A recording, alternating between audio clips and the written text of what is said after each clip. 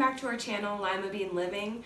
We post videos every Monday and Friday on a variety of topics, including frugal living, cooking, cleaning, military life, even improving your children's math skills with some fun activities that may not even include numbers.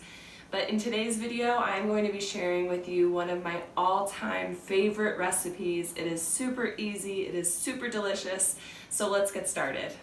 Today's recipe is beef taco skillet. My mom actually discovered this recipe on the back of a Campbell's condensed tomato soup container years ago, and it has been a family favorite ever since. If you want to keep this recipe for yourself, feel free to check out the description box below, or you can take a screenshot of the recipe card found here. I find that this is sometimes a quicker and easier method of saving the recipe. I am making a double batch in this video because I have found that it freezes really well. So I put any leftovers in personal containers, and if I want one for a meal, I just let it defrost overnight and it is ready for the microwave the next day. To get started, I like to begin by cutting up my tortillas into little squares about 1 inch by 1 inch. This can be done when you are ready to start cooking or even done in advance. Because I didn't have the exact tortillas the recipe called for, and I didn't want to completely throw off the sauce to tortilla ratio, I went ahead and calculated how many of my tortillas I actually needed to use.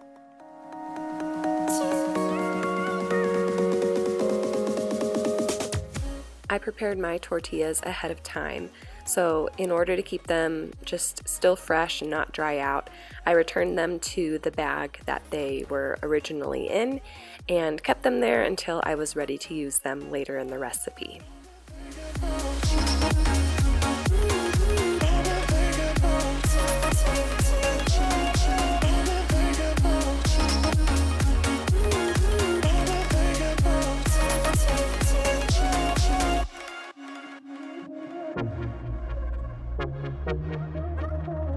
It's now time to go ahead and brown the beef. We are going to cook this down and then we are going to separate out the fat.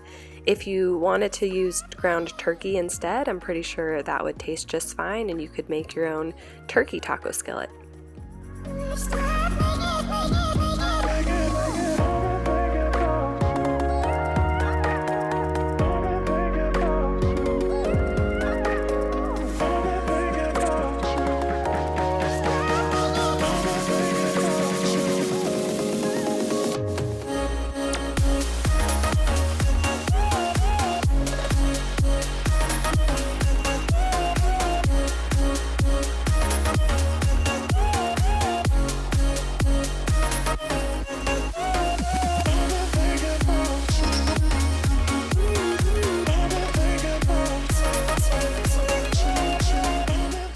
Now that the meat is cooked and drained, it is time to add the other ingredients.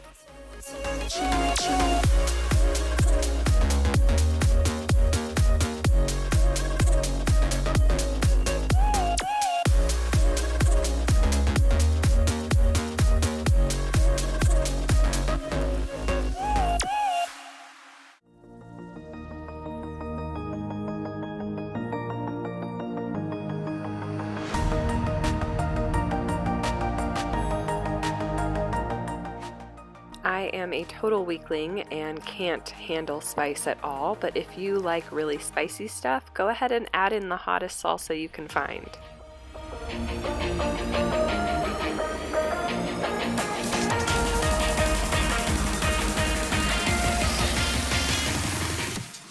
I really hate the feeling of wasting products that I've paid for, so one technique that I've learned from my awesome mom is when putting the water into this recipe, instead of pouring it straight into the skillet, I like to pour it into any of the containers that I've used and essentially rinse them out so that not only are you using everything that you've paid for, but then you are left with clean containers for either the recycle bin or the trash can.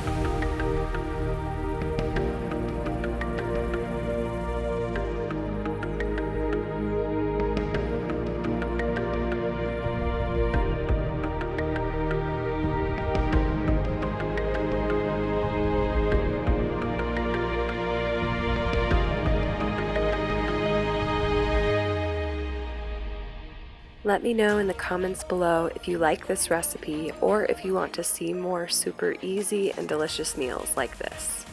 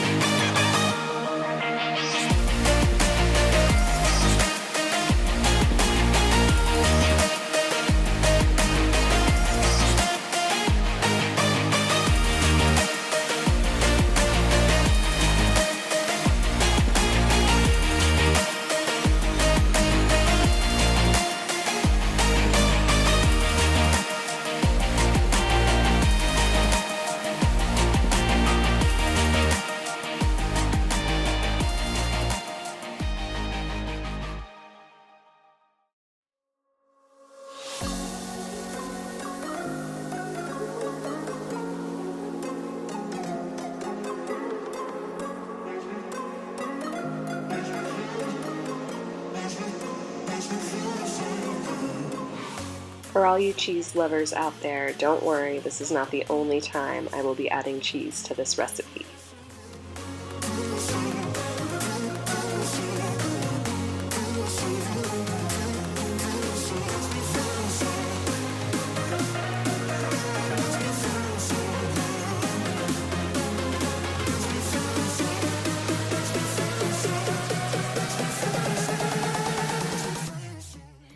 If you wanted, you could always add to this recipe. If you like olives, beans, corn, or sauteed onions, I'm sure they would taste great mixed in.